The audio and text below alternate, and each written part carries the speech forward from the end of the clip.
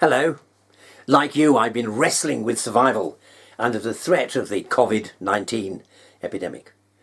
And I've followed all the official advice.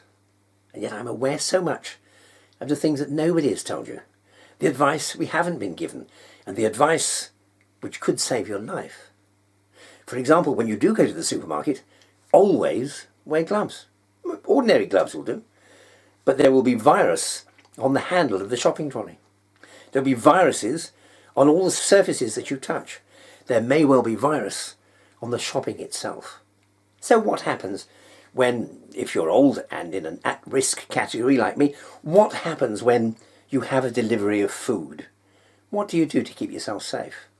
It may be all very well to wash your hands, but the moment that you pick up shopping that may be contaminated with the virus, your hands are contaminated again.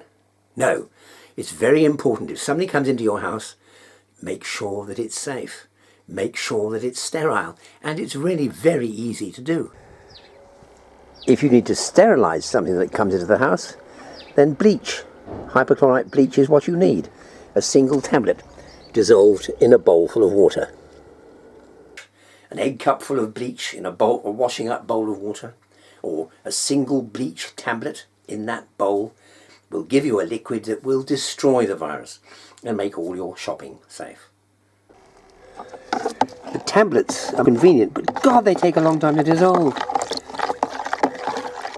So, we have some apples dropped off on our delivery shelf. How nice. They're handled in latex gloves. And they go straight into the bleach. Might the apples have been handled by somebody with the virus? Well, just in case, we'll tip them out and give them a soak on their own. And a nice bottle of fizzy lemonade. Very nice.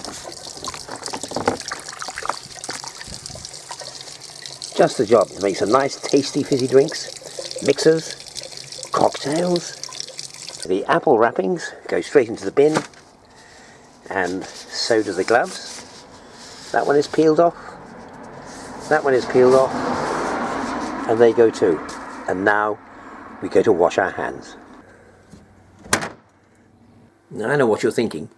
That sounds much too much like chlorine washed chicken, and I certainly wouldn't ever have any chlorine rinsed food in my kitchen. I'll bet you do. Don't you buy those plastic bags full of rocket and salad leaves? All of those, to keep them free of bacterial contamination, all of those are rinsed in chlorite bleach. Yes, they are. You've been eating chlorine-washed vegetables for years. And if there's a trace of chlorine left behind, well, usually there isn't, but let's pretend there is. Your body depends on chlorine.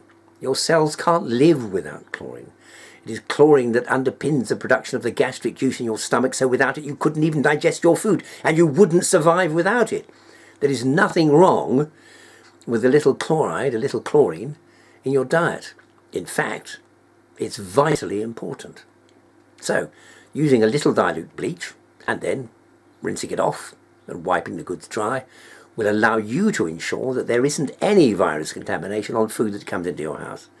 And believe me, at a time like this, being absolutely certain that your inputs are sterile could make the difference between living and not surviving at all.